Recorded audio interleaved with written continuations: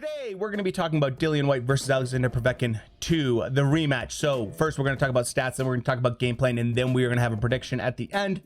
With that said, let's get into the video. Okay, so looking at these guys side by side, Alexander Povetkin's 41, almost 42.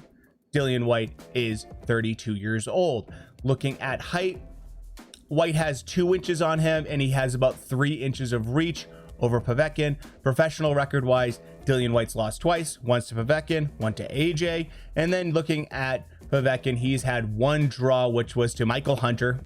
If you ask me, Michael Hunter won that one. And he has 2 losses, one to Klitschko and one to AJ. So with that said, let's talk about game plan, and let's start with Dillian Whyte. If you look at what people kind of say they should do, Dillian Whyte should do, is he should use that jab and kind of box and do what he was doing last time, going to the body and you know, being smart and trying to box Povetkin. And in my opinion, I think he should do some of that, but honestly, he's fighting a guy that's basically 42 years old. He's 42 in a couple months. Go after him. You're a brawler. That's your fighting style. You're not going to be some slick boxer. What works well for you is getting inside, using a monster left hook, which he has a beautiful left hook, and making guys uncomfortable. That's what you should do. Show everybody that mentally that KO did nothing to you and that you're still the same fighter. Try to gas out a 42-year-old fighter.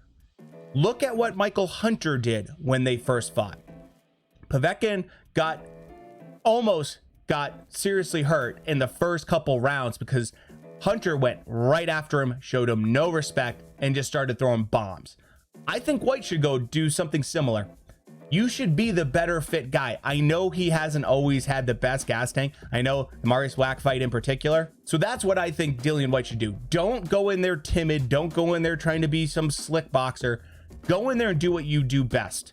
Be bold, be brave, and go after it. Because the truth is, if he gets knocked out again, because I don't see this going the distance, if he does get knocked out again, guess what? Your career's not over. It's not over. There's plenty of guys for you to fight in the top 15, if not the top 10. Joseph Parker hasn't looked that impressive. Have a rematch.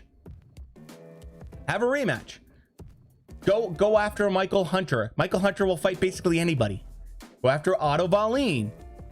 Go after Dominic Brazil. Go after Hrgovic. There's plenty of guys in the top 15-ish, wherever you want to put them, that are wide open to fight, and that I think Dillian Whyte could do very well against. Do what you got to do, and I say don't be timid. Go in there and just go at it. Do what you do best, Dillian. Try to land that big left hand. So now, what do I think Povetkin should do?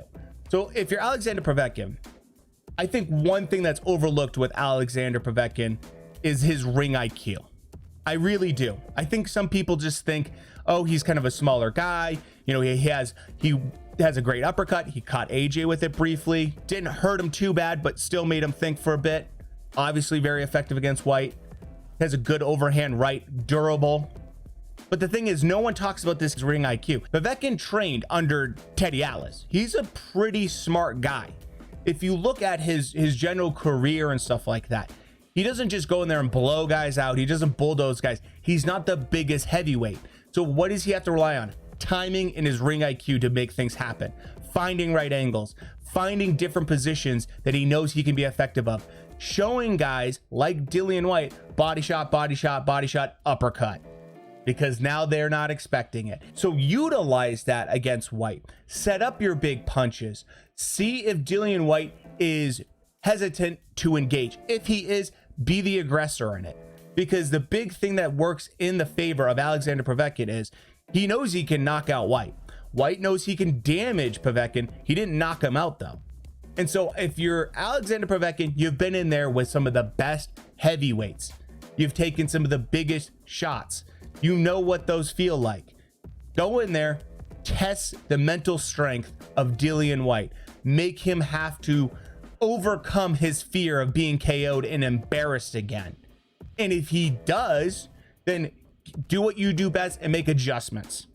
If he doesn't, then be the aggressor. Put him on the back foot and then land your shots where you can and be very effective with your punching. Don't throw away. There's no throwaway punches when you're at this age.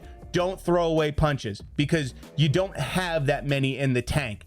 Be smart about it, be calculated about it, and make sure to put smart pressure to use against Dillian Whyte. Let's get into prediction now.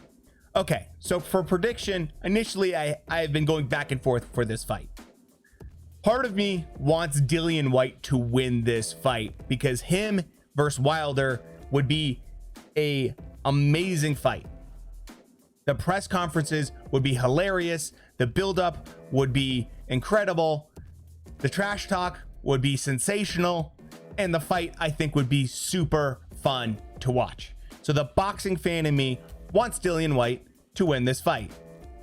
But I don't know if I can really put my faith in Dillian Whyte to win this fight. So I am going to predict Alexander Povetkin wins by stoppage in the first 8 rounds. Because I think if it goes later, I'd probably favor Whyte to win by some kind of decision, maybe a late stoppage. The reason I say that is I just don't know how Dillian Whyte's going to react. I don't know if he's going to be timid in his engagements. I don't know if he's going to try new things. I don't know what kind of shape he's in. In the previous fight, he was supposed to be in the best shape of his life. Let's see how he is for this fight. If he's in good shape and mentally he's able to overcome all of that, I think he could win this. So it's not like I'm counting him out at all. Like I said, this is basically a 50-50 fight. But if I had to put my money down, I'd probably put it on Povetkin. So that's my thoughts. Let me know yours down in the comment section below. And with that said, we'll talk to you later. Thanks.